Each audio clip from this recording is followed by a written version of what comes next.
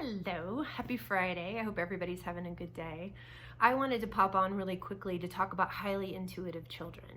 I have been working quite a bit with highly intuitive children from the ages of 4 all the way to 20 over the last 10 years. But recently I've noticed a huge ramp up in questions that I'm getting and in parents coming to me asking me, how can I help my highly intuitive child after they learned about my journey through intuition. So I wanted to share something. You may have a highly intuitive child, and it's pretty common.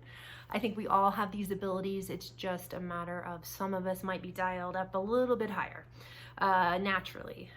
But I wanted to share a little tip for you guys, because it can be extremely overwhelming and scary if you are a highly intuitive child, and if you're a parent of a highly intuitive child. So let's say your kid is talking about seeing somebody in the corner, or grandpa who has passed away is in the corner of your room.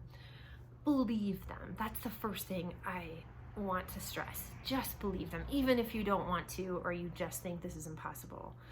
A lot of times kids are seeing spirit, and they're seeing things that adults can't see. Secondly, if you have a highly intuitive child and you already know this, you already know that they are seeing things, hearing things, experiencing stuff that you aren't, and it's scaring them, they can set the rules.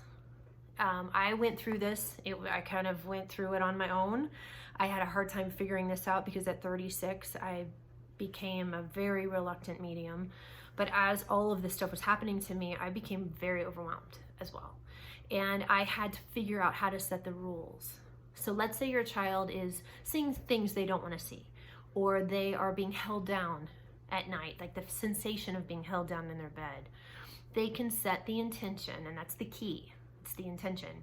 They can set the rules. They can literally get a piece of paper and write 1, 2, 3, however many rules they want to make. First rule could be, I do not allow anything in my room or anything in my house that's not good for me or that scares me. Number 2, I don't want to be woken up at night. You pretty much can just lay down the law. And as soon as the child feels like they have control, and they do with this exercise, then the intention is set. And I have seen miraculous stuff happen. I've seen kids who haven't slept for months immediately that night start sleeping and never have an issue again. So I know it sounds like, it's too simple to work, but it works, and it's key. If you're highly intuitive, you have to set boundaries. That's one of the biggest things I've learned through my journey. So again, feel free to reach out to me. I am at KierstenParsons.com. I do volunteer my time with families of highly intuitive children, and I also work with law enforcement and grieving parents.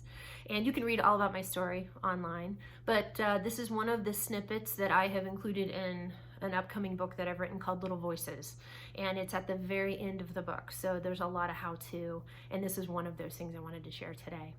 I hope it helps, and highly intuitive kids are the best. They're just awesome. But if you can help them along the way, it gets a lot easier for both of you. All right, have a good Friday.